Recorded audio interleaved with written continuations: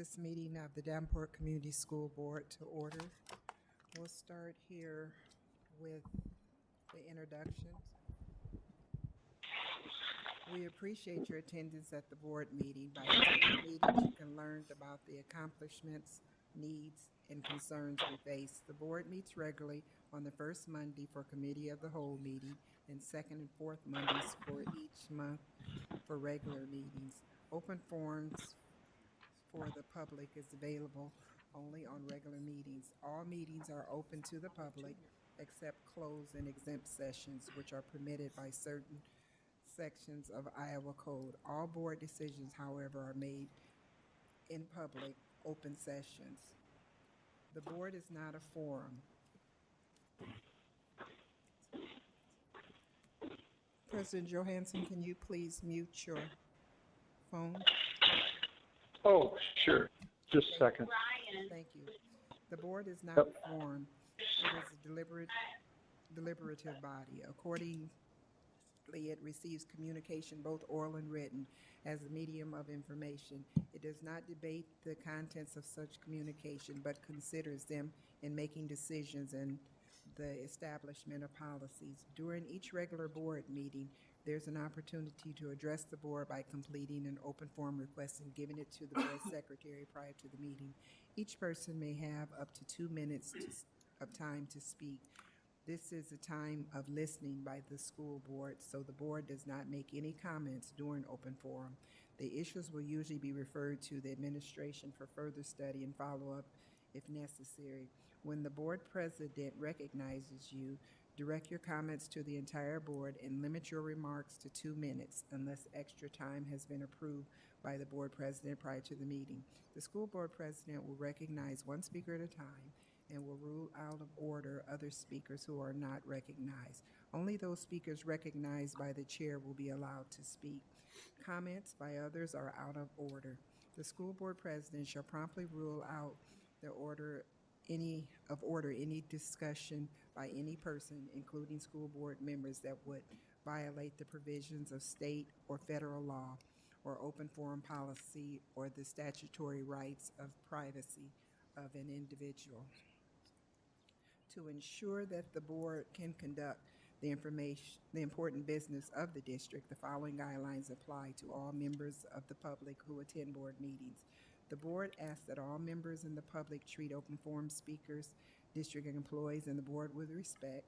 Individuals are not permitted to engage in conduct that interferes with the ability of other individuals to watch the board meetings, interferes with the ability of other members of the public to offer comments to the board, or interferes with the ability of the board to conduct its business.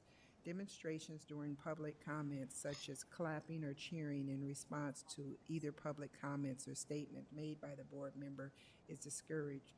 Those wishing to display place cards, signs, and/or banners may not block any attendees' views of the proceedings.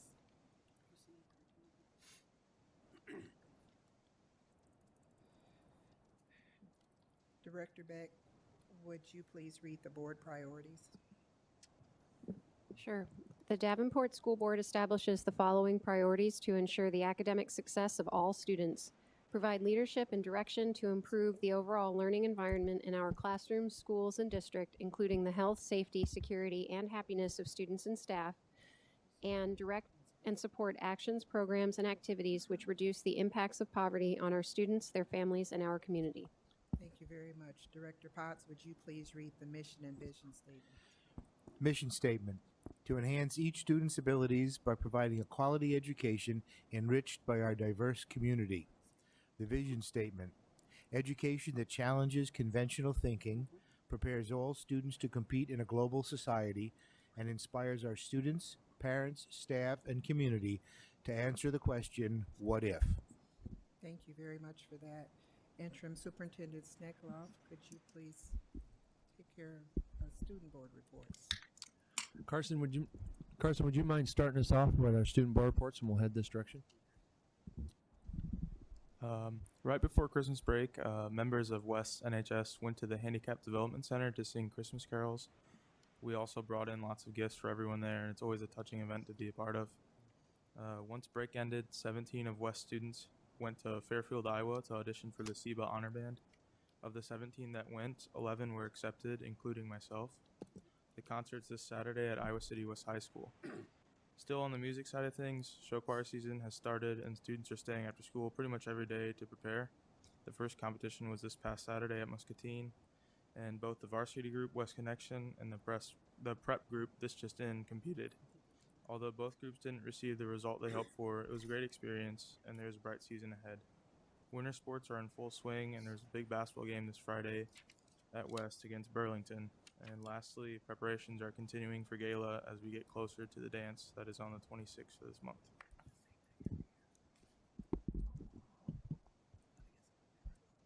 Central's JV and varsity history bowl teams have both qualified for the National History Competition this upcoming spring. 11 Central musicians have been accepted into the Southeastern Iowa Bandmasters Association Honors Band and Jazz Band. And Central also had 6 musicians selected for the Kennedy Honor Orchestra. Due to finals this week, Central has hosted several opportunities for students to receive last-minute assistance in their classes, including Gear Up, tutoring after school, and Catch Up Academy this last Saturday. Central is also hosting specialized ACT prep classes for any juniors interested. And the 2018 yearbook staff received a first place award from the American Scholastic Press Association's annual yearbook competition. The Blue Devil Productions will be presenting The Lion, the Witch, and the Wardrobe in Kaler Auditorium starting tomorrow at 7. Central's wrestling team won their first tournament of the season at the Northeast Invitational and was named one of the QC Times Teams of the Week. The girls' freshman-sophomore basketball team is off to a 12-0 start, and the varsity boys team is 10-2, which is good enough for a top 10 ranking in the state. The Blue Illusions dance team had an outstanding final competition of the season at the Dance Team Union Regionals. The team brought home first place for all-male, co-ed, and prop. Thank you, Brady.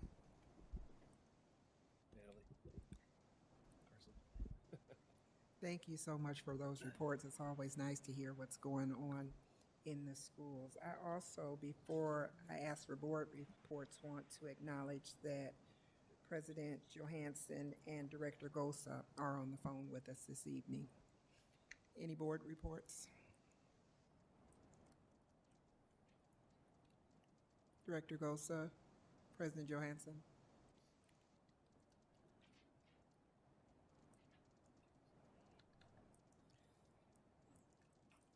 Seeing as there are none, we'll move on to upcoming events. Director Beck, do you mind reading those? Sure. Thank you. January 16th, Wednesday at 10 a.m., we go before the State Board of Education in their meeting in Des Moines. January 21st, Monday, the district is closed for the Martin Luther King Jr. holiday. January 28th, Monday at 6 p.m., we have a regular meeting in the Jim Hester Boardroom, the Achievement Service Center here. February 4th, Monday at 5:30 p.m., we have a committee of the whole meeting here in the Jim Hester Boardroom at the Achievement Service Center, 1702 Main Street. February 11th, Monday at 6 p.m., we have our first regular meeting of February here in the Jim Hester Boardroom. February 25th, Monday at 6 p.m., we have our second regular meeting of February here in the Jim Hester Boardroom in the Achievement Service Center. Thank you so much for that. Now is the time for open forum. An open forum is a time for members of the community to give input at a board meeting regarding school district issues and concerns. Individuals who want to speak should fill out the open forum request and give it to the board secretary prior to open forum. The board will not act on any issues presented during open forum if it was not published as an agenda item. The Iowa Open Meetings Law prohibits action on any issues that is not on the agenda. The president will set the amount of time allowed for individuals to speak during open forum. The board asks that no charges or complaints be made against individuals, employees of the district, or community during open forum. Remarks that reflect negatively on the character or motives of any person will be called out of order. I have 3 requests here. Will be given in this order: Gina Hale, Arlene VanderMine, and Lori Dugan, or Terry Dugan, and we'll give you 2 minutes each. Starting with Gina.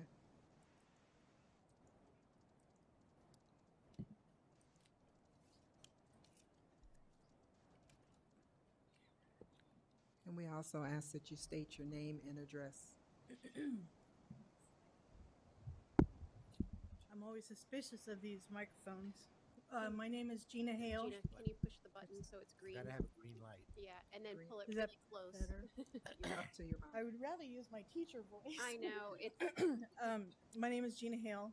I have 2 addresses, although these great United States don't recognize dual state citizenship. I live on 1028 Mississippi Avenue in Davenport and 302 East 9th Street in Del Rapids, South Dakota, because we evacuated my daughter from the school district to return her to the district we came here from. I think maybe I'll start with the question. Did you cut me off on purpose? When it's green, it's good. when it's green, it's on. What if? And my question is, what if we all were our higher selves? Section 504 of the Rehabilitation Act prohibits discrimination based on disability. I would like to thank the students from our student school boards for presenting, and am genuinely interested in what's happening.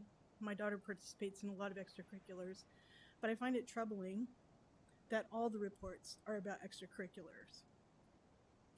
And it's partly troubling to me because we were told over and over again that extracurricular activities are not, quote, the responsibility of the school when it came to my child with a disability.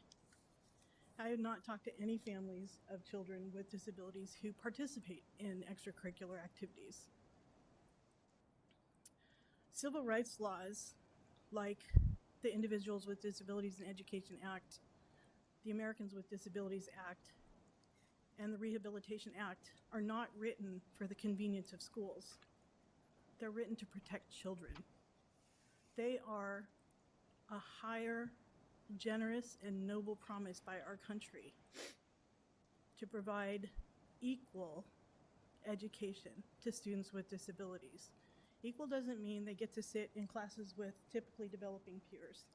It means they get equal educational aspirations.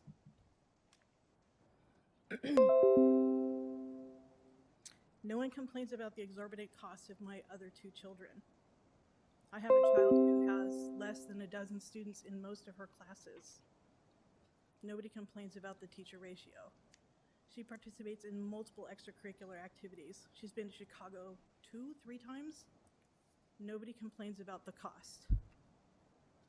We complain about the cost of my child because she won't amount to anything, because she's a gimp, because she's mentally retarded, because she doesn't make us look good. We love my other 2 children. They rank high, they get good test scores, they get good grades. Nobody complains about their cost. This is discriminatory. I've been to several IEP meetings where director level people are still saying we don't have to provide prior written notice for that decision to evaluate. Almost a year into this, what would happen if everybody in Davenport who is in a position to do better got curious about what the law actually says and what's intended by the law and what it means, instead of this dogfight over scraps to produce the minimum requirement, to deny as much as possible? It hurts. You're tearing families apart. You are tearing families apart. My husband is left here alone most of the time to raise 2 teenage daughters without a mother. That is the result. That is the result of people not being curious about what this really means and not asking the question, what really is the mission of the school when we talk about providing for children with disabilities? It's not the minimum. Shame on all of us. Shame. It's not the minimum. And I come to you as somebody who has a teaching credential and did not want to teach special ed. And I pray that you'll never learn life's lessons the way I did. May you never be hit by a bus. May you never have a child with a disability. May you never experience the kind of discrimination that my family has experienced. What if we were our higher selves? That's what I want to ask. It's a noble, noble calling.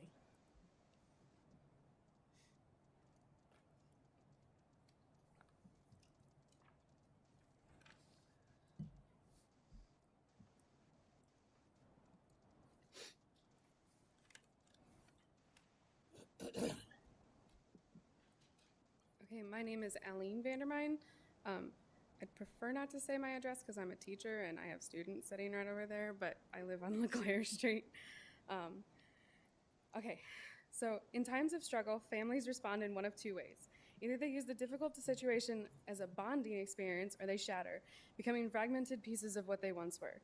Ladies and gentlemen, we're shattering. I've watched as scores dropped and money dried up, the fights between students increased, tearing us apart. I stood by as each high school was forced into their own specialty. Creative Central, Business-Oriented North, Tech-Savvy West, all to increase competition within our district. We are no longer one family, but instead competitors for your parental love. The phrase that has been going through my head for the past couple of weeks is that we've circled the wagons and started shooting in. I'm here to ask for no more. No more comparisons between schools, no more fights about who gets what, no more high school versus elementary, no more who cares that we didn't get the score that great, at least we beat that other Davenport school. But I'm not one to bring up a problem without coming up with some solutions as well. Professional learning communities have seen great success at the teacher level. Move this concept to the administrative level. Require level-alike principals to meet weekly without oversight to discuss their professional decisions and make decisions together. We no longer need to refer to the high schools as Central, Mid-City, North, and West, but instead Davenport Central, Davenport Mid-City, Davenport North, and Davenport West. All of this to start a cultural change, representing to the outside world that we are one family. Therefore, I also put forward that we should change our motto to something that reflects that cultural shift, one Davenport. Every day at Davenport Central High School, we have announcements read about the accomplishments of our students. We should use this time to share all of our accomplishments. A win for one school must be a win for all. Not West won bowling last night, but Davenport dominated the bowling meet last night, announced at every high school. With these changes to support the culture of one Davenport, I hope that we can all remember who the real competition is, Bettendorf. Thank you.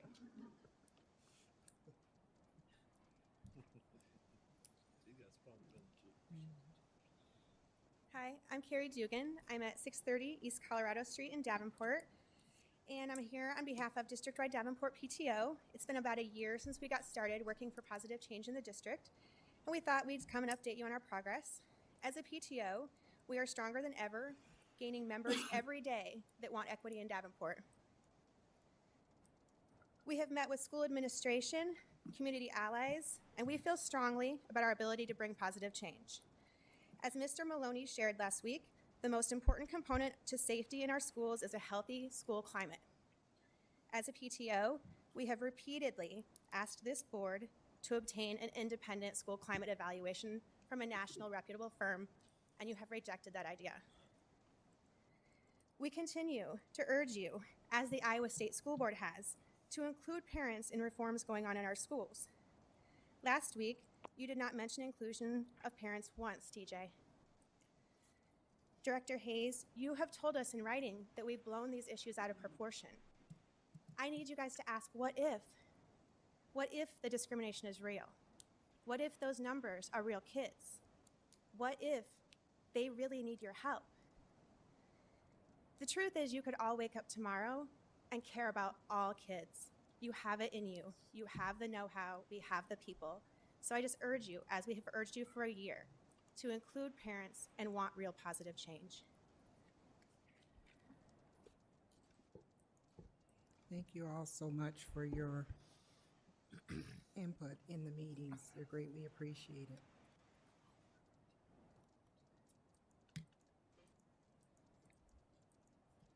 May I have a motion to accept the consent agenda? Madam President, Director Potts? I move that the board approve the consent agenda as printed. May I have a second? Second.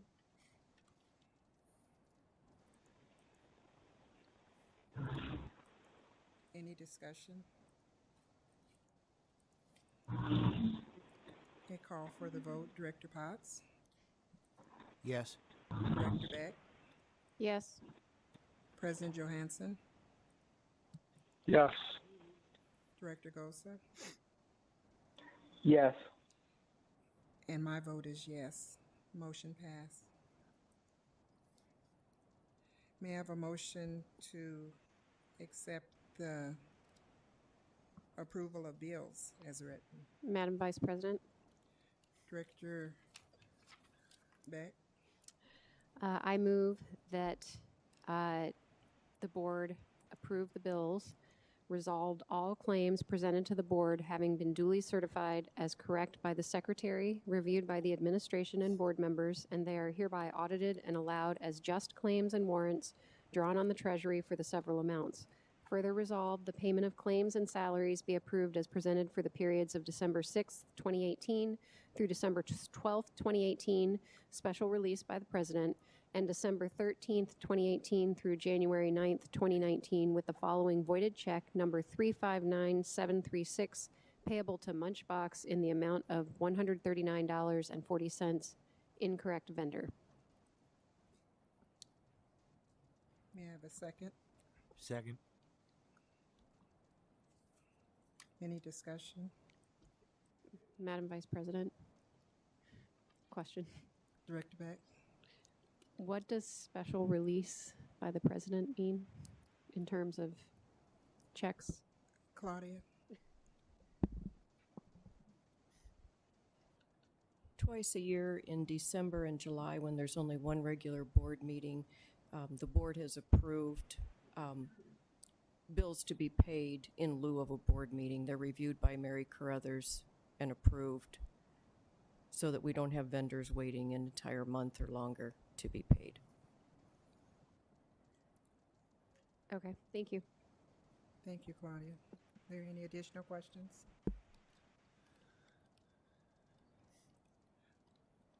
Call for the vote. Director Beck? Yes. Director Potts? Yes.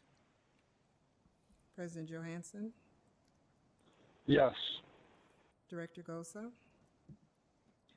Yes. And my vote is yes as well. Motion passed. The superintendent report? There is none. Thank you. Moving right along, we'll go to actions or items requiring action. May I have a motion for the approval of the fiscal year ending June 30th, 2018? Madam President, Director Potts? I move that the board approve the audit report prepared and presented by Bonzac and Fromlet LLP for fiscal year ending June 30th, 2018 for the Davenport Community School District. Thank you. May I have a second? Second. It's seconded by Director Beck. Any discussion?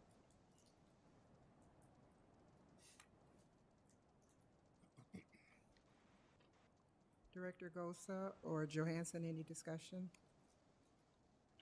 No.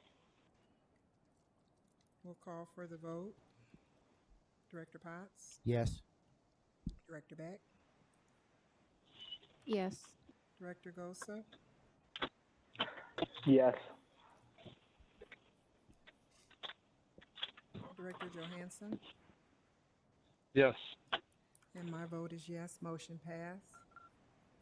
May I have a motion for the approval of modified supplemental amount for the at-risk dropout prevention? Madam President, Director Potts? I move the board approve the district's request to the School Budget Review Committee, SBRC, for modified supplemental amount and supplemental aid for the 2019-20 Dropout Prevention Program in the amount of $5,070,086 for expenditures necessary to implement the 2019-2020 At-Risk and Dropout Prevention Program plans as approved by the Davenport Community School District Board. Thank you so much for that. May I have a second? Second. Any discussion? Madam Vice President, President Johansson? I was curious about this. I don't have the paperwork in front of me while I'm driving, and I don't recall all of what went into that. And it just seemed like a large amount of dollars. And could Claudia perhaps explain how we get compensated for that? Claudia? Yes, the program was presented to the board and approved by the board at the December 10th meeting. It's a new procedure implemented by the state, so the process is a little different this year than it has been in the past.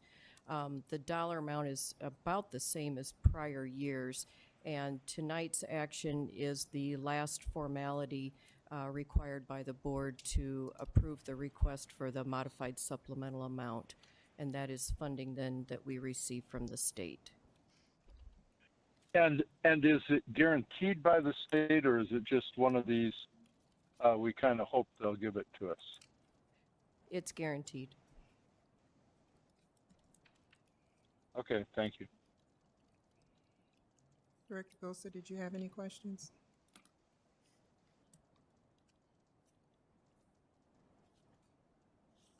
No, I do not. Director Beck? Yeah, I have a couple of questions, both for myself and brought by a constituent. So when we went through the budget reduction and we talked about the modified allowable growth realignment, where we are able to save general fund money by moving allowable expenses into this budget, that was about 1.7 million, 1.783 million, according to this. And now we're asking for 5 million in supplemental aid. So how do those two things line up? Are they? The realignments that were talked about in the budget reduction plan are part of the $5 million. The $5 million is the amount that we are allowed to ask for. And the realignment is how we're choosing to use some of that money to relieve some expenses that are allowable to be taken out of the general fund and put into the allowable growth budget. Okay, that makes sense. So we'd be spending that money anyway. We're sort of subsuming that 1.7 into this 5 That's million. correct. Okay. And then let's see. A question from the constituent about associate principals. So there are 19 according to the financial report. We don't have them at elementary schools. We have one at each intermediate school, and there are 14-ish then split between the high schools. Are they, if I remember correctly, they are taking on some of this work under the modified allowable growth budget. Is that correct? No, that was not, remember we were realigning administrators? Okay. Yeah, originally, but they're not part of that. Okay. So, there are no administrators being pulled under that, correct? Correct. Okay. Wanted to make sure. Can I, Vice President? Interim Superintendent Sneckloff? The reason for the confusion here is the process changed. In the past, we had to apply for these, and we had to bring a memo to the board and share with you how we were applying for those funds. Well, the process that has changed is the approval now comes from you, from the board. And you guys approved the process. We should have included this action in that meeting at the same exact time. So we got feedback from the state saying, well, is their approval of the program enough to do the MSA? And they said, no, you actually have to ask this exact question for the MSA. So that's why we're bringing it back for you a second time. You've already approved the programs in there. We've already gotten feedback from the community that they didn't want to have that in there. Right. And so we made the adjustments, those kinds of things. So this is the approval for the MSA. Right, Mark. and that, I apologize for No, not no problem. pulling out the note on the, I remember now we changed the realignment. But I did have somebody ask, do we have a rough number of how many students are served in the dropout program? How many students we serve under these? We get one. That'd probably be something interesting to know, just. All right, Do you have any I more? think that was it. Okay. Any additional discussion? Okay, we'll call for the vote. Director Potts, Yes. Director Beck, Yes. Director Gosa, Yes. President Johansson, Yes. and my vote is yes. Motion passed. Item number 8.03, approval of early retirement incentive, will be removed from the action items. Interim Superintendent Sneckloff, would you please explain that? Our early retirement incentive wrapped up on January 4th, and we netted 31 certified staff members from there. We were hoping that number would be larger, and so in our haste to revisit that, we put together a proposal. The union was in favor of it, but we felt that proposal was rushed, and so in an effort to put together if we're going to bring that back, we're going to bring it back a proposal that is better vetted. And so right now we're in the process. Dr. Goldstone is leading the charge, and we are going to put together a proposal that is vetted through all parties. So at this time, we are taking that off our recommendation, but we'll be revisiting it in the very near future, as we know the timelines are very short. Thank you for that explanation. Was there any additional discussion on that? Thank you. May I now have a motion for the approval of the NIMS National Incident Management System Resolution?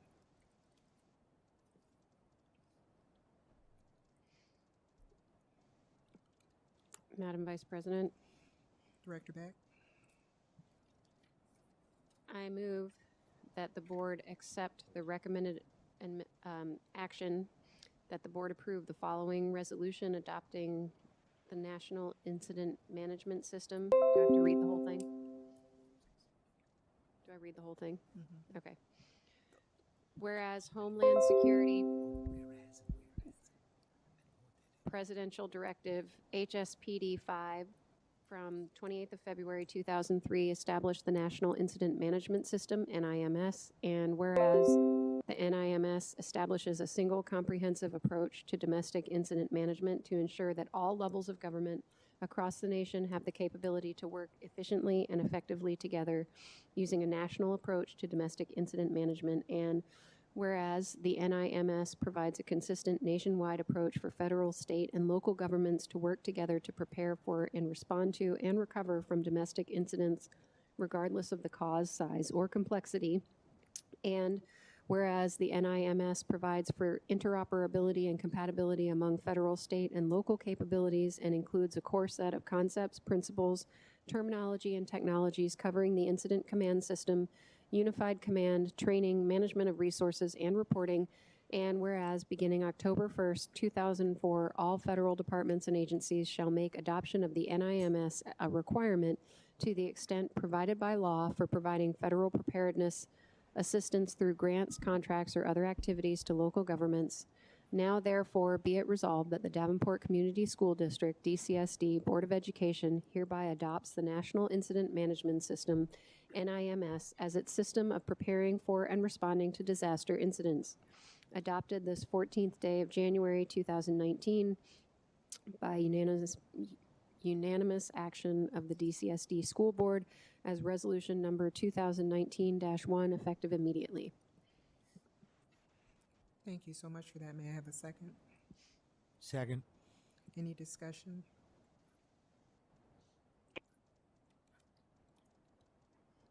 Director Beck? I know we did discuss this a little bit last week when Mr. Maloney was here. There he is. And I do have one question. It says that it's essentially a requirement for certain grants. Do we actually accept those types of grants? Is this something that we absolutely have to do? We would accept those kinds of grants. This, in particular, this is what is called public assistance grants, and those are grants offered by FEMA after a disaster to repair, replace buildings or equipment that are damaged in a presidentially declared disaster. So this is simply maintaining our eligibility for those grants. Okay, and then there was some question about the title that would be given to our security officers. So I believe that it said law enforcement officers, but if I remember correctly, Mr. McKee said it was actually law enforcement unit. And I know we had some concerns because law enforcement officer is a very specific thing. People are certified. Our security officers are not under that umbrella. And yes, you'll take up consideration of that nomenclature at a future date. We're still working through the particulars of the nomenclature. This has to do actually with compliance with FERPA. And we still have some questions to submit to our legal counsel to make certain that we have precisely identified the use of this terminology. The term law enforcement unit as applied to the security staff is very particularly called out in a guidance letter from the U.S. Department of Education. And the same applies to our SROs being referred to as school officials. And those two terms, as I said, are very particularly called out. Before we bring that to the board for consideration, you will have some additional information and we will have an opinion from legal counsel. okay, so I just want to clarify, adopting this resolution Has no effect doesn't on have an those effect two on those pieces of terminology. No. Okay, thank you. Any additional questions for Mr. Maloney?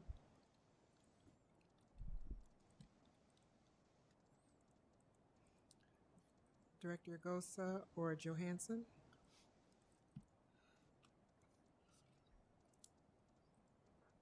No. Okay, seeing as none, we'll call for the vote. Director Beck? Yes. Director Potts? Yes. Director Gosa? Yes. Director Johansson? Yes. And my vote is yes, and motion pass. Thank you. Now we'll move on to discussion items. First item here is the special education update in the state board meeting, which Susan Downs will be presenting. Hello. All right. So I'm going to go. Oh, is that what's happening? All right. So while we're waiting for that to pull up, we're going to, at the last meeting, we talked about a format for me to present our updates. Where's the, is that taking them a while too? Yeah. The documents? Taking a few minutes. Okay. Okay. Yeah. So we talked about the format for presenting the updates for the individual citations and then for Comp Ed. So that's what we're going to present today. While we're waiting for that, I do have a little bit of other data I can share that wouldn't be part of the presentation. One of the things that Sandy will be talking about at the state board is the professional development that we've been providing to our staff. And as I noted last time, that this is ongoing and that our last date for professional development won't be until really the end of May. So that will be in progress all year. And honestly, this year is just the start of our professional development. We will need to be doing ongoing professional development throughout the next couple of years as we really work at changing our system and our delivery of service. But as it stands, we have 283 teachers who are going through the PD. We have 26 AEA support staff who are going through the PD, and then 14 other staff from our special ed department that are also attending the PD. We've addressed the prior written notice PD, but we will be coming back to revisit that again. We've looked at the teachers and AEA staff have had professional development in the evaluation process and disproportionality and how those two interact with each other, the functional behavioral assessment and behavior intervention plan process. We will, this Friday, this Friday we will have, it's a district PD day, and all general ed and special ed teachers will receive the professional development over the 2 citations or 3 citations that revolve around disproportionality, so the evaluation, identification of students, and then our discipline. And we will be sharing data with them. We have elementary teachers in the morning and secondary teachers in the afternoon. Now what happened? Oh, boy. What I'm going to do is I'm going to go put those on this hard drive. real Okay. quick, And then put it on this. All right. desktop. I don't, can you guys pull it up? Do you have it in front of you? No? I All got right. it now. So- It said it popped up on mine. Yeah, but click on it. It'll kick you out. Let me try. Okay. I have a question along the lines of what you were saying. You answered one of them when you said that PD would be ongoing for the next Yes. couple of years. Do we have plans in place for onboarding new instructors or new teachers and new staff as well, so that we maintain this as, and for periodic re-evaluation, retraining? Yes, so that will be part of, we're right in the process right now of developing our plan for this summer and then into next school year. In fact, it was a topic we talked about at one of our meeting today between the AEA and us. And so that will be part of definitely new teachers because we have turnover, and how we will, we have days with them before school starts anyway, so how we will use those days, but then also how we will catch them up with the professional development that we've had. Also, we have turnover even within the district where somebody who's been teaching in general ed for the last few years may decide they want to return to special ed, and we will need to make sure that they get the professional development. So we're just in the process of mapping out what that should look like at least through the end of next year, but we also will need to include gen ed or have access to general ed teachers just like we do this Friday, because there are pieces of this that they should be included in, and we've talked about that.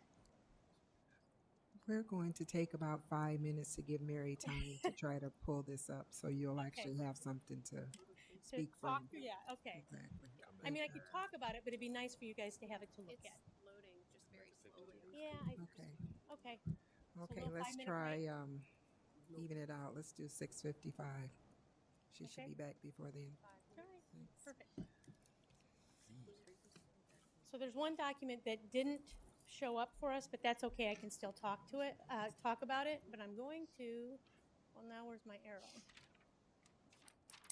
Pull this one up. So last time I shared with you how Amy Williamson is sharing the data with the State Board of Education, and she broke out all of the citations individually, and then I talked about how those citations actually fall under Appendix A and Appendix B. And so she summarized Appendix A and Appendix B as well for the State Board of Ed. She just broke out some of the individual citations. So we talked about that really the meat of it is Appendix A and Appendix B, because that's where all of the citations are. And so we had talked about that. That's what I would share is the progress on that, because that hits all those individual ones. It's just some are getting done faster than others, but the key is that we get them all done. Does that make sense? All right. So last time that we met, which was you can see we have 11-1 data. That was the data shared at the State Board of Ed. And then last time, which was 2 Mondays before break, I can't remember, but the last board meeting, then I shared the data as of November 30th.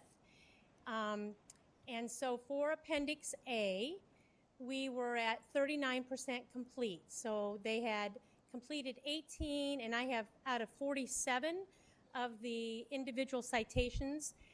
Since then, it's been reduced to 46 because one of the citations was actually a duplicate for the same student.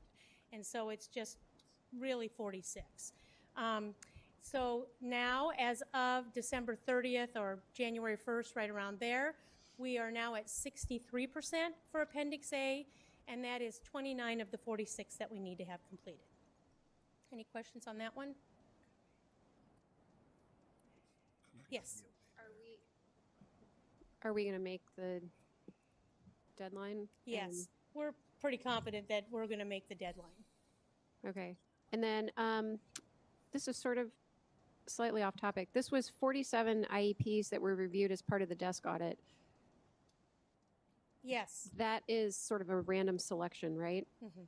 So have we gone through others to make sure that they are also not having the same problem? Yes, and in fact, good question. So this 2,866 number, which is in Appendix B, is pretty much, not all, but it includes pretty much all of our kids. Now, part of that was the letters that we sent out, the 860, so I'll talk about that.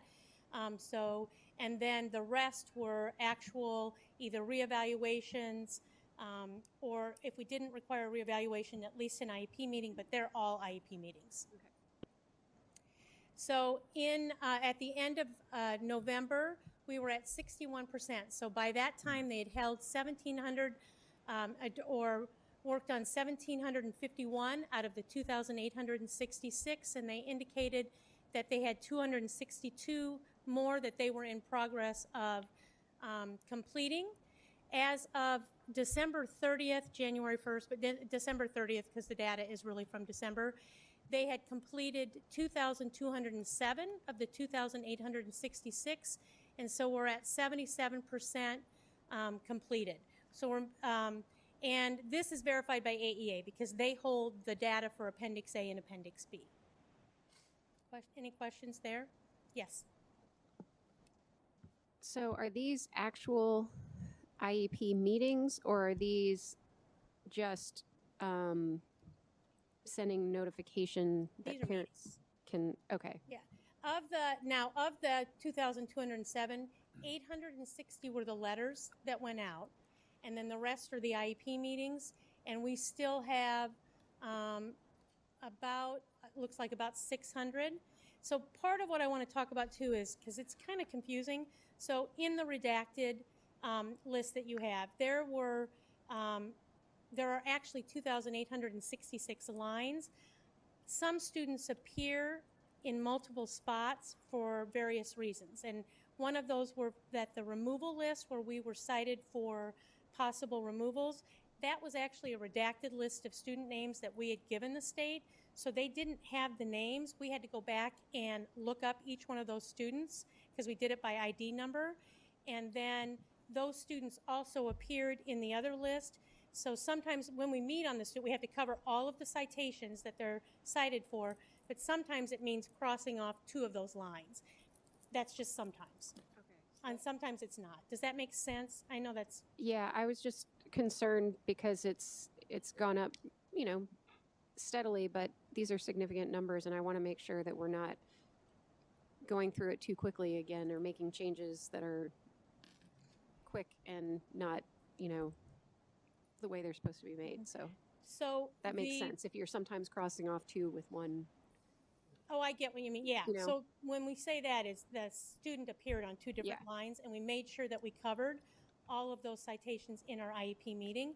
Actually, any of those basically that happened after the summer required a full reevaluation from the AEA staff. We took care of in the summer, those 599 were the citations that didn't require an evaluation.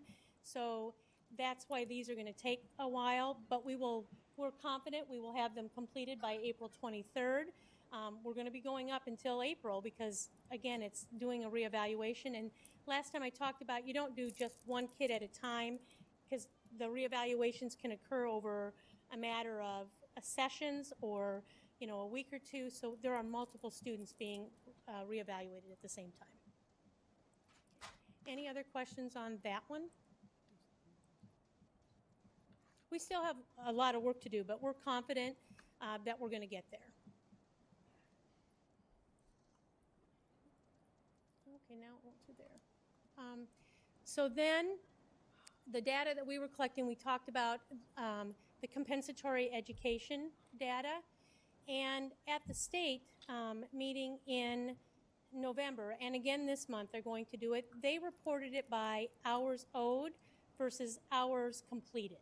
And we talked about how that wasn't maybe the most reflective of what was happening because some of our students are going to be receiving Comp Ed for the next year and a half, 2 years.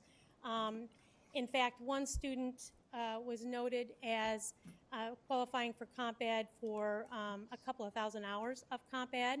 The IP team determined that. It was a student that actually had dropped out, and I think the hope was to get the student back and us to help do credit recovery. But most kids are coming in with less than that. They're coming in with anywhere from 10 to 30 hours. There's some that are coming in with more than that. It just sort of depends on what the IEP determines as they hold the meeting. But we decided to look at it by student because that was part of the issue too, is that we were struggling with recruiting teachers to teach Comp Ed, and then AEA stepped in and has really provided support. We did the contract with them right before Christmas. They were able to hire 55 teachers, which has been a tremendous help for us. And so we have enough teachers now, and so we are getting new students identified every week, and then we're able to assign them. So in December, you can see there were 158 students out of the 1,751 meetings that have been held or citations that required Comp Ed. We are now up to 198 as of last week, actually. So 40 more students have been identified within a matter of, because winter break was in there, within a matter of a few weeks that need compensatory ed. In November, at the end of November, only 36% of those had been assigned a teacher and were in progress of receiving it. We are now up, it's 103 students. I didn't have the number here. 103 are in progress and receiving. We have 21 students as of Friday that were in need of a teacher, so I'm going to talk a little bit about that. 9 of those students were actually identified and sent to us on Friday, and the specialist in charge of this was going to have those students assigned a teacher by end of day today. 9 of those students are actually out-of-district students, and we are working with developing a contract with those districts. They're out-of-district and out of AEA, so they don't live within Mississippi Bend AEA. So we need to develop contracts with those individual districts, a couple of which are out of state. And we're in the process of doing that. We've reached out, and we're developing contracts so that we can they will pay the teacher, but then bill us. And then 3 were identified near the end of last week and also have a teacher assigned to them. You had asked that we break out the declined versus no-shows.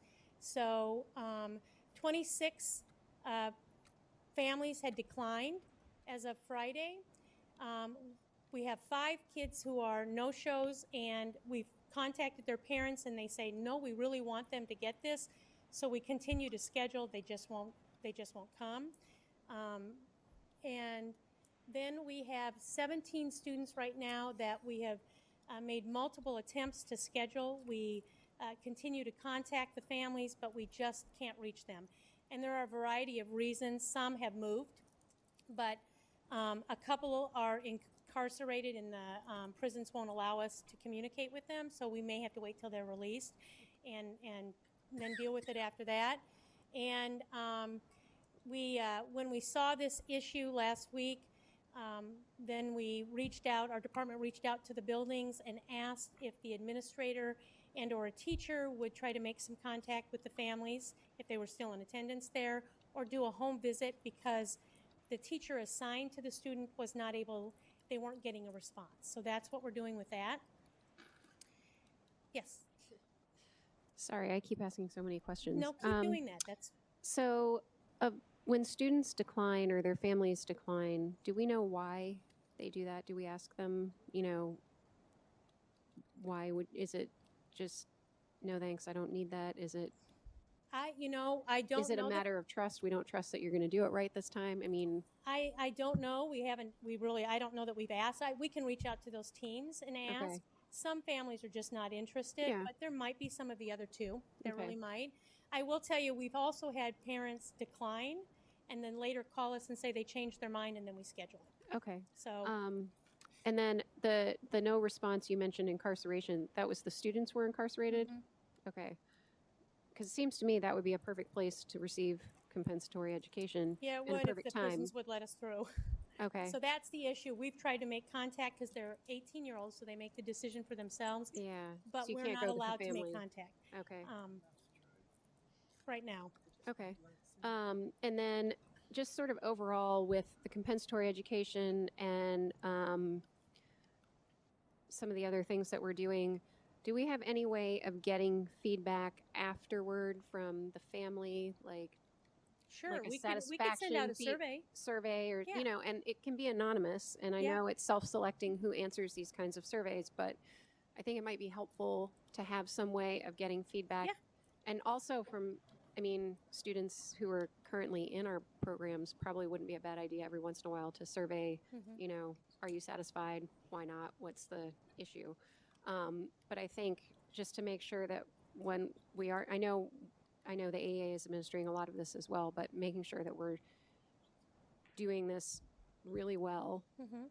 so that we don't end up with this kind of situation again. And then Yeah. moving forward, making sure that we're talking to families and meeting their needs as much as possible. Yeah. So, No, okay. we can do that. Absolutely. Yes. So it's okay to understand that the comp ed can take as long as it needs to be. Mhm. It's not an April issue. Yeah, yes, it can. And so you mean like it could go over a couple of years? Absolutely. The IEP team looks at all of the data, and then they determine, and they have to provide their rationale in their prior written notice, but they determine what the comp ed should look like with the parent, hopefully with the parent present. Sometimes the parents aren't there, but hopefully with the parent present. Okay, and the AA is okay with keeping those teachers as long as we need them? Yes. Okay, Yes. thanks. Any other questions on that? And Yes, then- I have. Oh, I'm sorry. Susan, I have a couple. That's okay. If I heard you right, did you say one student had over 2,000 hours of Yes. compensatory? So 2,000 hours, if my brain is working right, would be over 10 years worth of compensatory education. Is that right? I don't think it worked out that it was several hours a day. Well, but think about what our regular education is 178 hours a year, I think. No, it's And so if you 178 just round days. that off, huh? It's 178 days a year. 178 days. Okay. So 2,000 hours. 2,000 hours. How many days would that be? That would be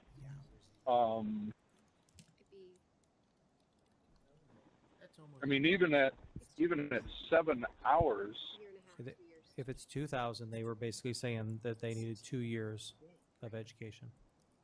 So they need 2 years of education, and what we're theoretically, isn't the compensatory education to resolve 1 year worth of violation, or does this go? I'm just curious. How do we get to a number that's so big? Well, it's up to the IEP team to decide that. 'cause I that's understand. All right. I understand. So they have to look at, the accreditation covered a couple of years, but they had to look at data. They looked at attendance data. They looked at data over progress, over several years of IEPs. They went back and looked at data. But again, it was a determination by that team. And so I think what you're telling me is that the determination by the team didn't have any boundaries on time. If they had said it was 10 years worth, then that's just the way it is, right?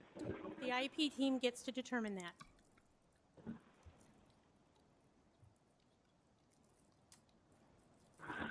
The other thing that I was thinking about was at the State Board of Education meeting, they were dissatisfied with the district's letters because we only had so few responses. And when you sent the letters out, my understanding was you sent them out at the direction of the Department of Education, right? Yes, that was one of the citations. That was one of the corrective actions that for Right. those 860 students that we were to send a letter and let parents know they could request a meeting. We satisfied that citation, but at the state board meeting, they were concerned about the so little response that we got.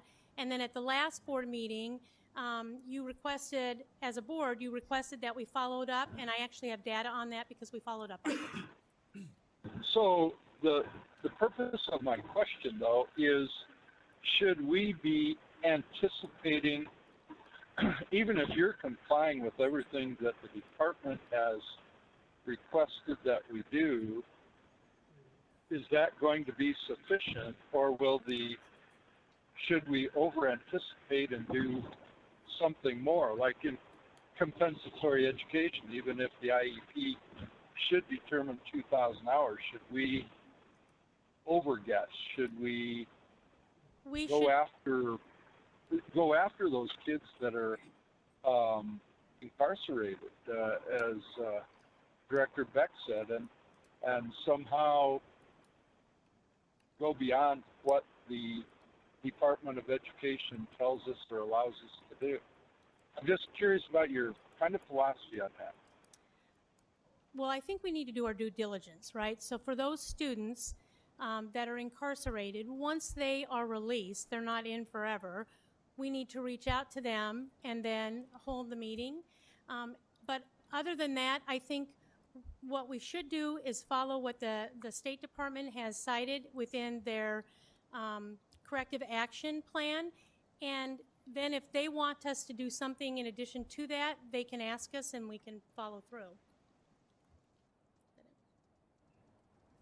We can't anticipate what they're going to say. I think we have to do our due diligence with what we've been directed to do. They may come back and ask us to consider something else, and then we do it. I understand. It just seemed like the state board was asking us to anticipate more than what the department had recommended that we do, and that's all I'm trying to do is figure out, do we need to do something else besides what has been recommended? So that's sufficient. Thank you. Okay. Any other questions? Director Gosa, did you have anything?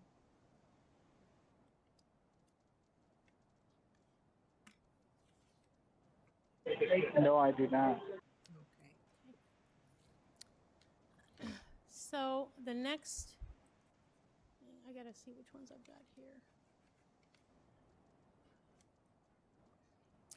So this is just the graph the pie graph we looked at last time, updated again with regarding the total students owed compensatory ed, and then those that are currently receiving, those that we've completed, those that still need a teacher as of Friday. That will have changed. Well, it changes every day because as new students come in, then we have to add them to the list. And those that have declined and those that we are still reaching out and trying to get a response from. But this just breaks it down, and then you can see it in the pie graph form. We talked about this. This is the link to this, because it gets updated every week, you were sent a link in Google so that if you wanted to click on, you could follow it every week because we update it probably by every Friday night is about when it gets updated. Just so you can keep track of that. I am going to show you the most updated for hours owed. So we owe 5,000, I can't read it from here, 343 hours, something like that, 984 in progress. The purple are the declined hours. So you talk about the student that was awarded 2,000 hours of compensatory ed. She's a student who had dropped out. The team actually did a home visit and asked her, and she's 18, so she makes the decisions for herself, rights have transferred, and she declined those services. However, until she ages out, until she's 21, if she were to come back and ask us, we would, just like other people who've declined if they've come back and said, no, we changed our mind, we want it. But right now, that's how many have been declined. And a big bulk of that was that particular student. So we just wanted you to see that. Any questions on that before I click? I'm not gonna. Yes, Susan. So I apologize for being so concerned, but I'm thinking about the way the state board is thinking. And if we have a student that declines, then do we have additional responsibility, even if they're 18, to go back and say, you really, really need this? And is there something beyond due diligence? Because my guess is that we'll be asked, why didn't you hammer on that student a little bit more? Why didn't you do more? Is there more we can do to convince them that this is the right thing to do? President Johansson, this is Sandy Schmitz. The state board really has only they have the authority to make sure that the district carries out the report as written by the Department of Education. And so in the cases of the individual citations, what the Department of Education has required is that the IEP teams get back together for all students that were noted in the report. The power is in the IEP team. That's where the decisions are made, and the Department of Education is asking those teams to get back together to review certain student situations based upon different areas of citations. So that part will stand because no one can question really, except for an administrative law judge, the decision of an IEP team. As far as the parent letters, I am very confident that the district has really gone above and beyond what was required as far as making multiple attempts with phone calls, home visits, so on and so forth, and is also going above and beyond in allowing students up until the age that they age out, which would be age 21, to be able to come back and get services that they are now either declining or are not interested in receiving. I'm very confident that the district is doing what they need to do, and in some cases above and beyond. Well, and I appreciate that.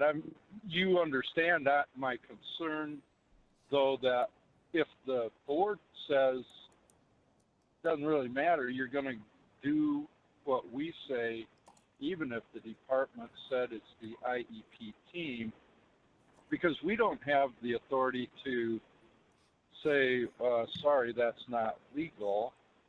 Is that something? I'm just trying to anticipate the meeting in a couple of days of what they're going to say. And so if something like that comes up, should we just accept it and then try to deal with it later? Or what happens with something like that?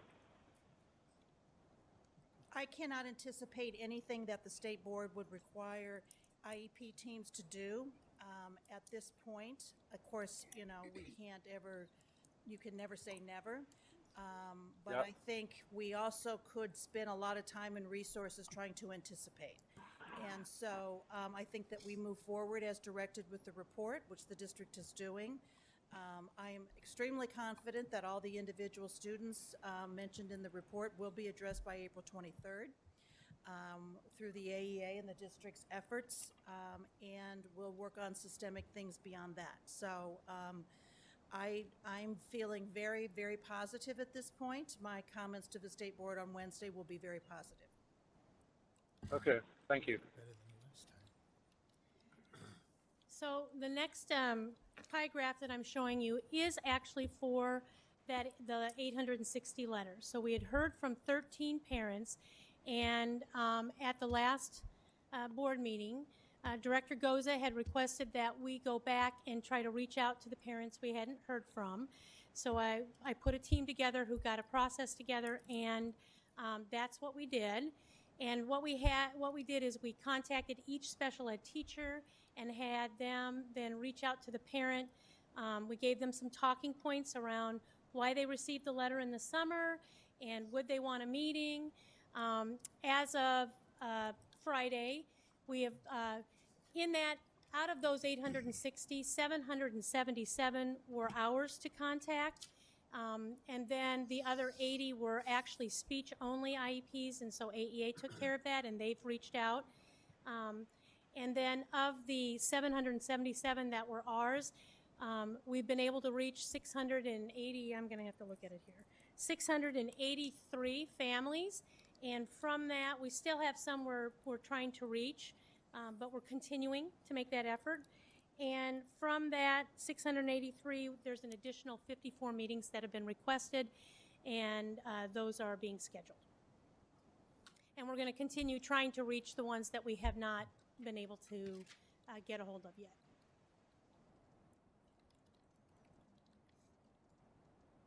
Any questions on this one?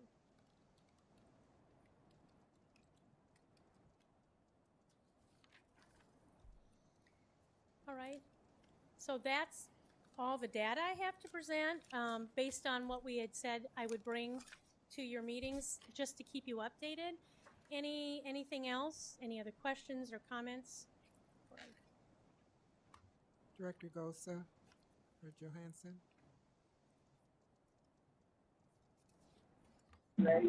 I do not. Okay.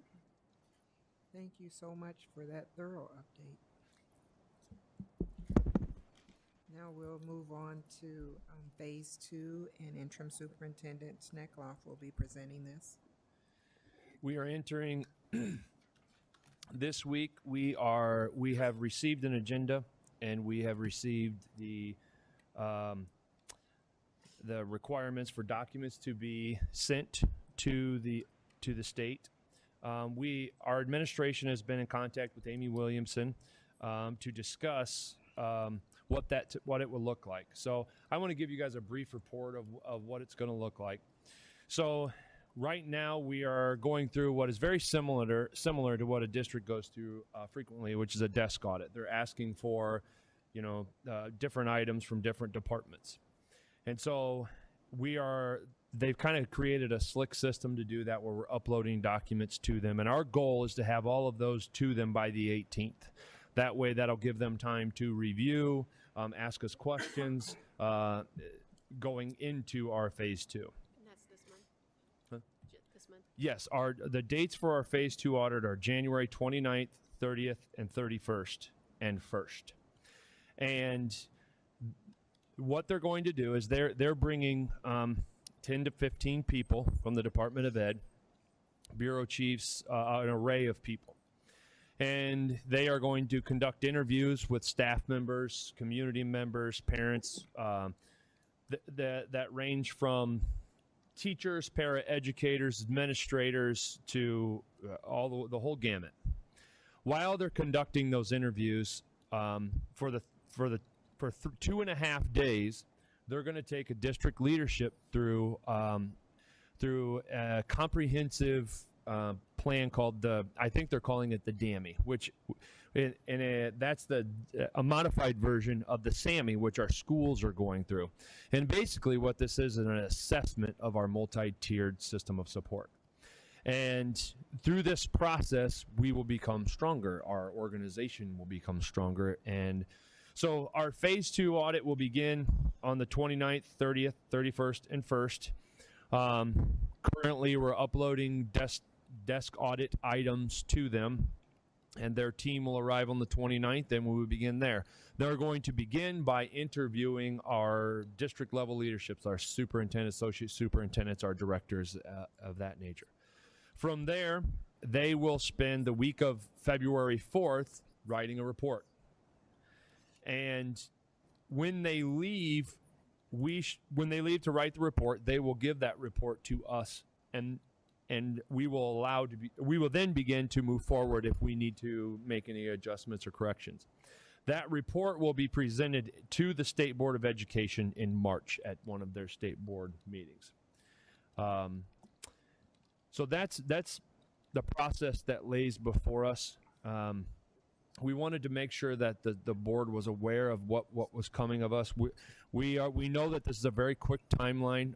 The State Board of Education, I think, has really tried to get us that information as quick as they can, and they're getting us the documents and the agendas and those kinds of things as fast as they can, knowing that they're coming off of a major phase audit of the AEA. So right now, I would like to open it up if you have any questions or comments or for me.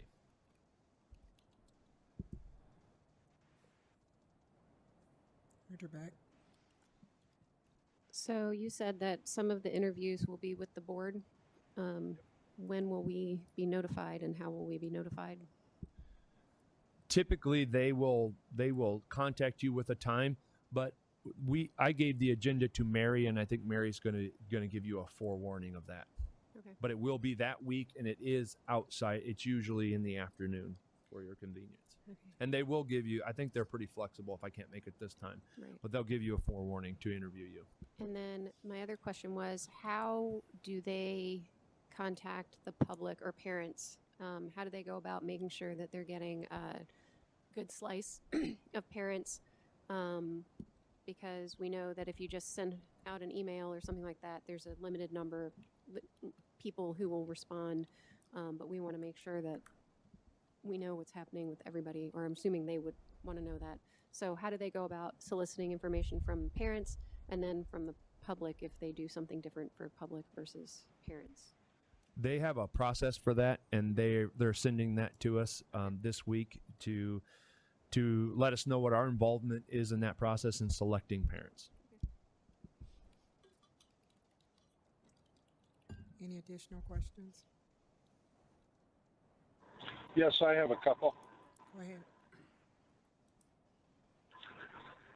Am I okay to talk? Yes. Okay. So,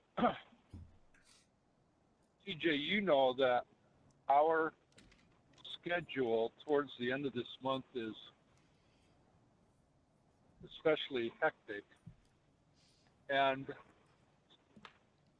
so, and I know Mary will help kind of coordinate it, but we're having a lot of coordination challenges right now just with our own schedules.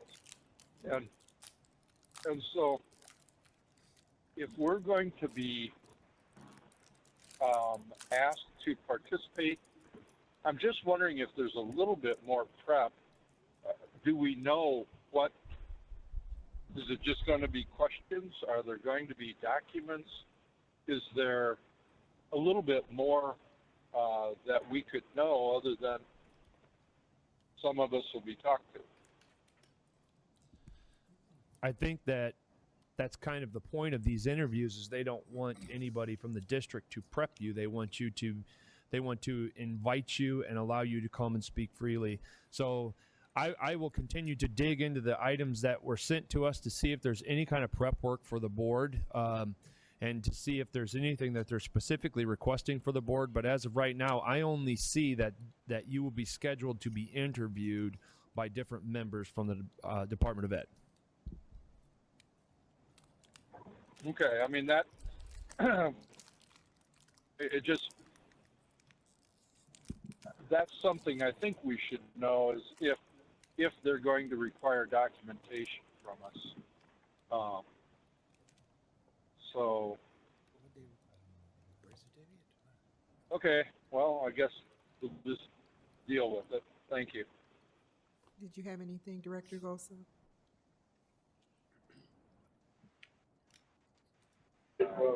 No, I do not. Dr. Potts? Okay, thank you so much for that update. For budget, we will have Claudia and Interim Superintendent Sneckloff. I'd like to start off with a timeline document just to kind of give the board a heads up of what they can expect to come in the next year. And Claudia, would you please speak to this timeline? And then I'll give an overall budget update as to how our 2-year plan is rolling out. I know we've only introduced that recently, but we've made some headway and also run into some roadblocks too. So we can give you an update on that. I put together 2 different timelines for you. One is the regular annual certified budget timeline. This is what we do every year. We will plan on having that to you on March 25th at the regular board meeting. It will be the budget, which includes the aid and levy information, which basically gets to how we set our tax rate. If needed, it can be a discussion item at the April 1st Committee of the Whole meeting. April 8th, we would need to have the board approve that budget for the 2019-2020 school year for certification. And then I will have to have that certified to the state and the county auditor as required by state code by April 15th. So that's the normal timeline that has been followed in the past for the regular annual budget certification. Then I also gave you an update for our next SBRC hearing. The next SBRC hearing that we're required to attend is on March 12th. Prior to that, by February 8th, I need to have our exhibits submitted to the Department of Education. That's their deadline. They review all those documents. They will ask me any follow-up questions that they may have, and then they have time then to put together their report that they give to the SBRC. So prior to that, by the next board meeting on January 28th, I will have a progress report to you to review, and I will need to ask you to take action to approve the appearance at the SBRC, which may seem a little redundant because we're required to be there, but we need to take formal action to approve going to the SBRC and approve the request for the modified supplemental amount. So those are the 2 different timelines that I put together for you, hopefully just to clarify and keep those 2 important budget-related items in front of you. Thank you, Claudia. The second portion, I added a column to our 2-year budget, and I just wanted to give you an update on a couple of those. I won't go through every comment that is listed on the side there, but we have instituted a hiring freeze, and we are reviewing every position that comes forth and deciding to transfer or move positions into there, whether it be certified or classified. So we're moving forward on some of these changes now to actualize some savings on our expenditures. The first thing I'd like to highlight is that our early retirement was finished up on January 4th, and we had 31 certified staff, 26 classified staff, and 2 administrators. We were hoping that number would be higher, so we are reevaluating that and considering bringing forth another early retirement proposal. We wanted to do that today, but we're unable to vet it through all of our stakeholders, so we will be doing that soon. And using the proper channels to do that and making sure the board has all the information they have to make a well-informed decision. The other portion that I wanted to highlight is that we have met with everybody in Administrative Service Center all the directors in the business office, HR, learning supports, curriculum department, learning information system, LIS, marketing department, operations. And we reviewed the way that they're going to cut each one, or cut their departments by the amount stated there, and we're confident that those departments will be able to make those reductions in personnel or discretionary funds in each one of those. The last one I would like to highlight is that our 3 administrators at that cut, with our retirements and other attrition and other positions, we believe that we're going to be able to make those cuts as well. And so that I wanted to give you an opportunity to read this document, but those are the ones that I wanted to make sure that I spoke to as things that we're moving forward with. One of the roadblocks that we are running into is in transportation, with the change in transportation costs, the re-upping of our contract with Durham. We had marked a savings by reducing routes. Well, in reducing routes, we recognize that there might be a need to revisit that line item. So we are scheduling a discussion for a February COW to bring forth to you the challenges that we may have in that area, so you can discuss and review appropriately. So that's my update is in terms of our budget and our timeline that we have as we move forward. Rob, do you have anything you'd like to add to that? Yeah, just real quick. The MAG realignment, I see that we still have the old draft languages in there about the 9 administrators and 5 social workers. So if people are pulling that document up, they may read that thinking we probably should go ahead and take that out of there for the next time we meet about this. Good call. That'd probably be why you're still getting questions, Director. Yep. Any additional questions? Director Gosa or Johansson? Yes, I do. Okay, go ahead. I want to go back to Claudia's timeline on the certified budget.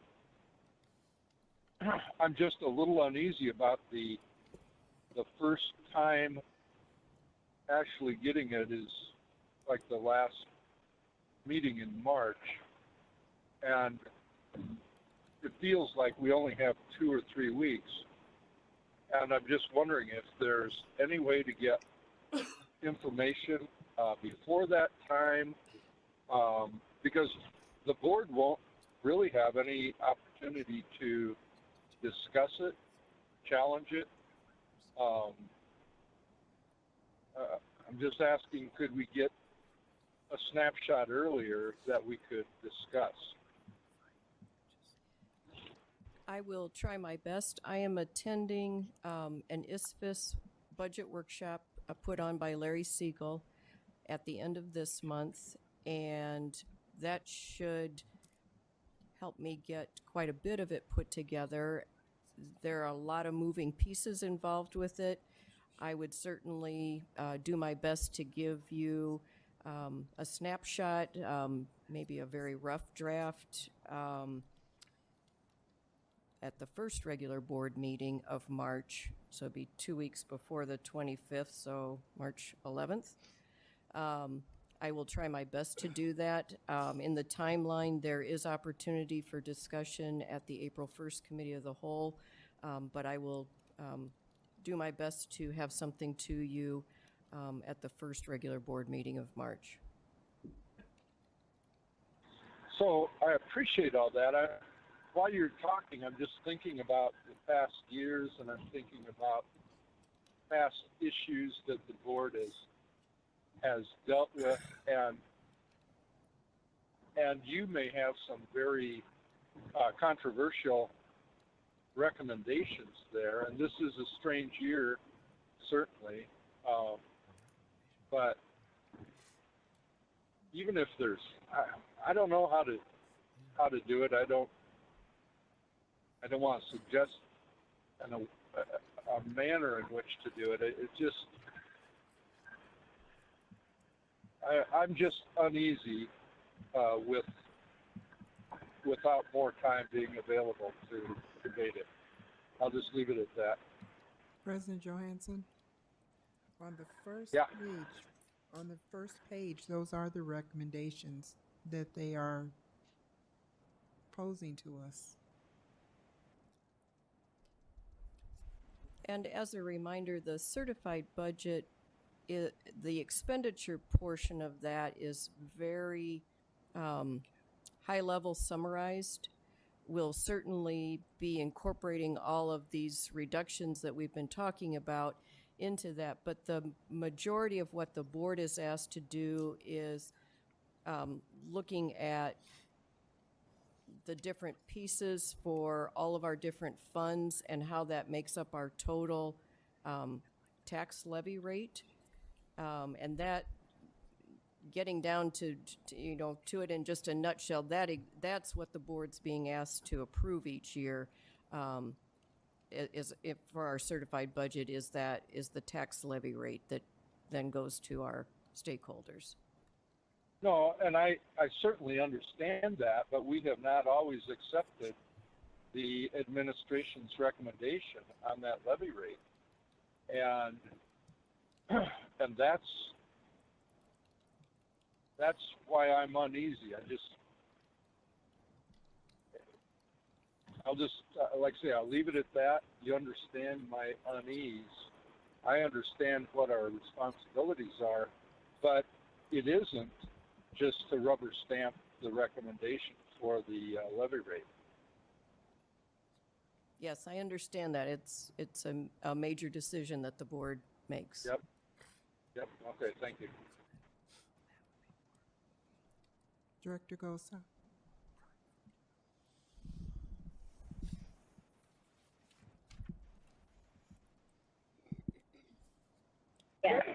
I don't have anything Director Johansson asked what I was going to ask. Director Potts, did you have anything? One question that I had was the reduction of the paras and also increasing the class size for the K through 12.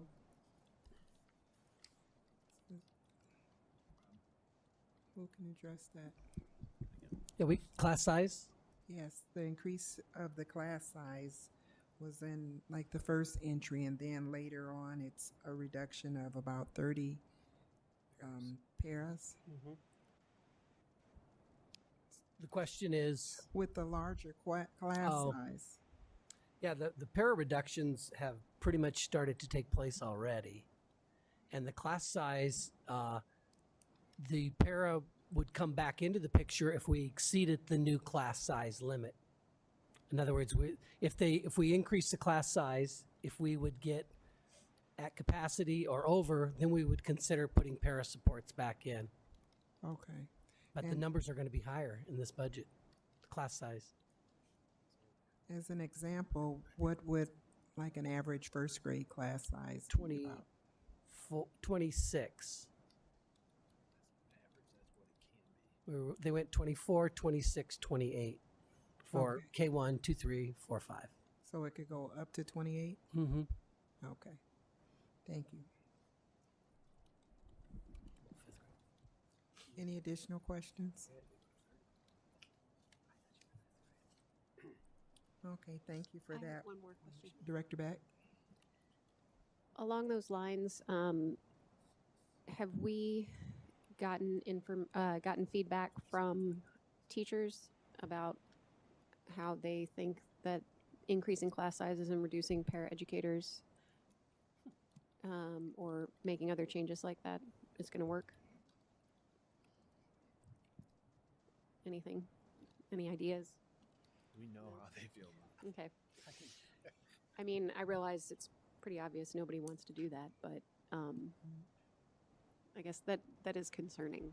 I hadn't picked up on that before. It's very. Okay, any additional questions?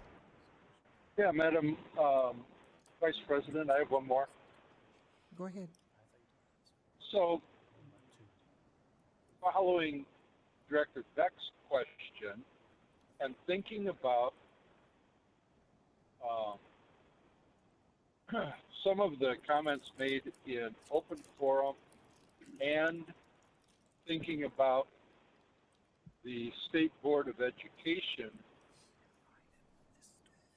recommendations. They made a lot of recommendations, but part of their recommendation was to always get public input. And so I'm thinking, is there something the board should do or the administration should do in asking for public comment on this issue?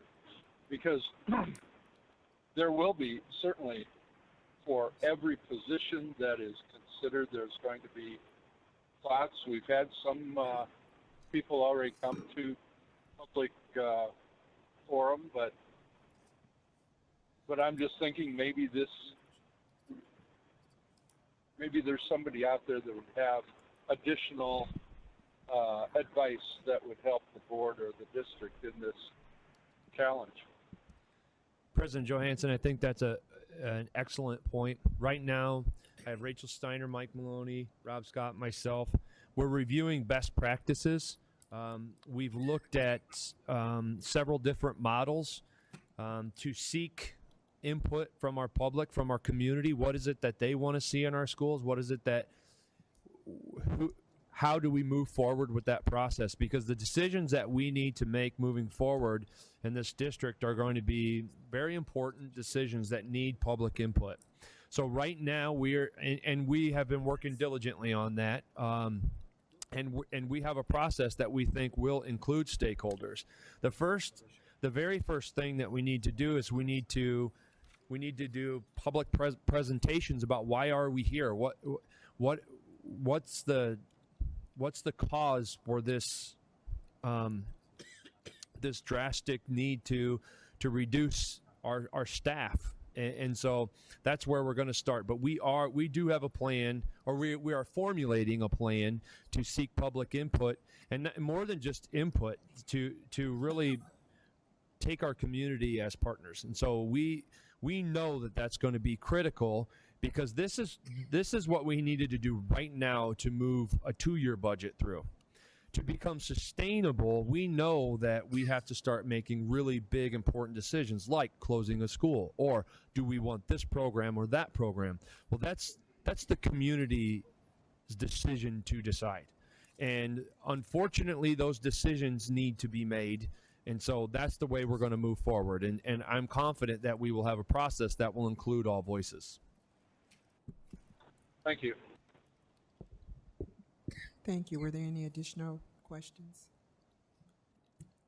Now we'll move to policies with Director Beck. Okay, so we have a couple of policies for discussion. The first one is policy on visitors to school district buildings. Find my page here. There it is. This was reviewed by Mr. McKee, who is our, I can't remember, what's his official title?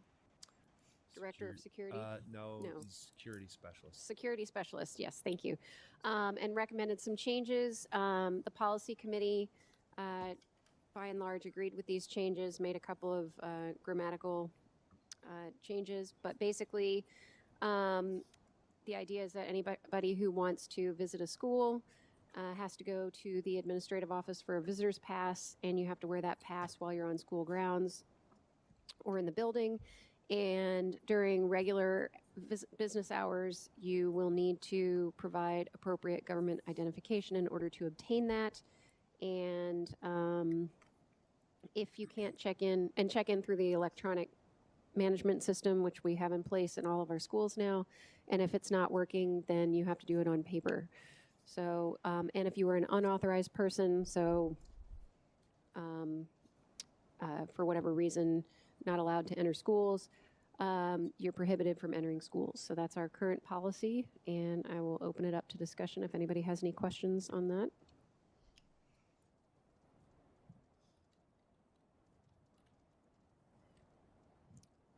Director Gosa or President Johansson?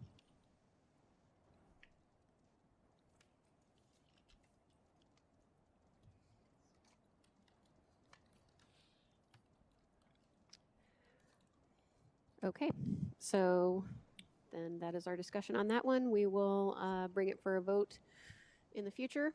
And then the next one is our purchasing policy. We have removed a line or a paragraph about contracts from this and narrowed it down to purchasing of products and services. And so we just want to make sure that everybody is on board with that. We are actually going to hopefully add a new policy on the bidding for contracts, responsible bidding practices, and I believe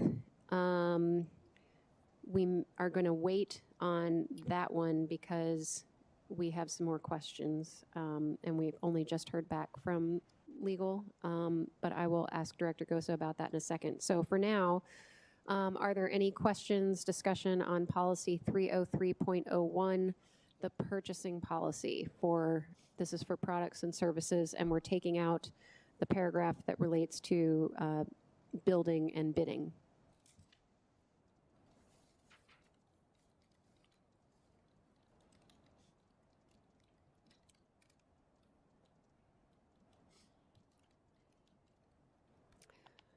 Director Gosa, President Johansson.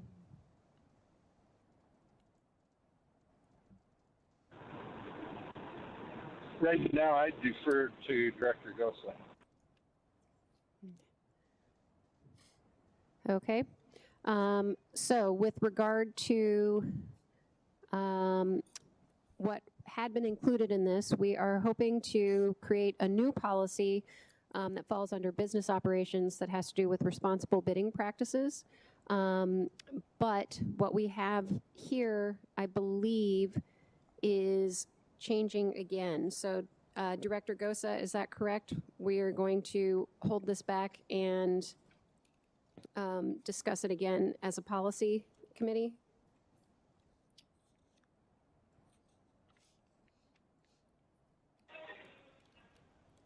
The only other thing, it wouldn't really be adding something. I think the big thing is we need to actually have Wendy at the policy meeting so we can figure out why requiring OSHA training or drug testing is, we can't do that. But the other thing, that was a questionnaire to add to the bidding policy, so we'll have to discuss that at the policy committee. Okay. So I'd like to hold off on discussion on this one until we have a chance to visit again, and hopefully Wendy will be able to attend our meeting. So if that is it, we don't have a lot to discuss. So am I clear that in the future that we'll vote on 307.06 and table the other two? I'm sorry, what? That we will be able to move forward on 307.06 and table the other two for Wendy in further discussion? 307.06. The first one. Oh, the first one. visitors of- Yes. Where did it go? Visitors to school district. Yes, that one we will be able to vote on. Two are gonna be for voting next time, and then the one Yeah. for Wendy. Okay, So we'll be voting on two of those, that one and the 303.01. okay, We'll vote on those next time. okay, thank you. Yep.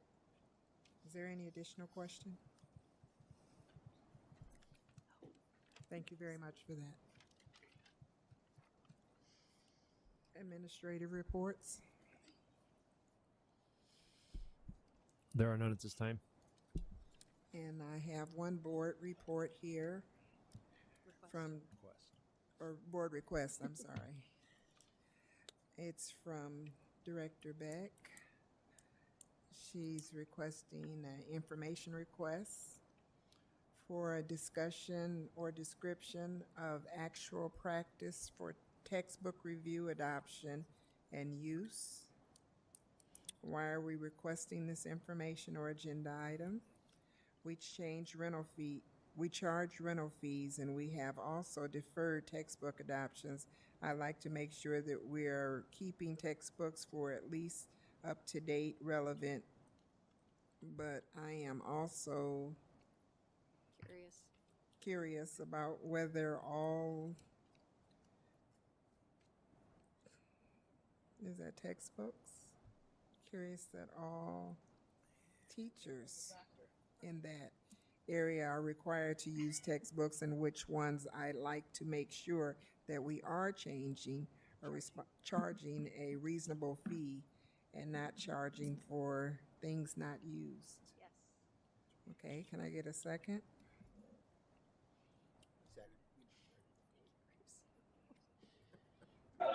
Second. Okay, thank you. Second. One from Director Potts. That's 3 and 4.